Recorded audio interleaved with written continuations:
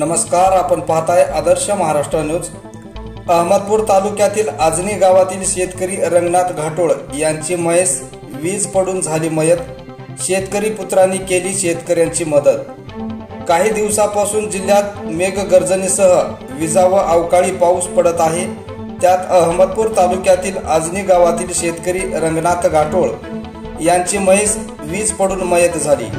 कळताच घाटोळ कुटुंबाची सभापती मंचकराव पाटील व शेतकरी पुत्र युवराज भैया पाटील यांनी भेट घेत शेतकऱ्यांच्या दुःखात शेतकऱ्यांसोबत खंबीरपणे उभे राहून शेतकऱ्यासाठी शासनाची मदत होईल तेव्हा होईल असे म्हणत शेतकरी पुत्र युवराज भैया पाटील यांनी पूर्ण फुलाची पाकळी मदत करून धीर दिला। राजकारणाची परिभाषा तेव्हाच बदलते जेव्हा सर्वसामान्याचे नेतृत्व हे बंगल्यावर एसी गाडीत बसून नव्हे तर शेताच्या बांधावरून निर्माण होतील।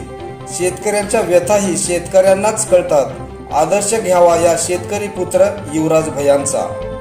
यावेळी उपस्थित बालाजी महाराज, भालेराव चंद्रमणी, मोरे चंद्रकांत गावातील ग्रामस्थ उपस्थित होते। असेच ताजा आणि नवनवीन अपडेट पाहण्यासाठी पाहत रहा आदर्श महाराष्ट्र न्यूज करिता उदय गुंडिले, अहमदपूर, लातूर।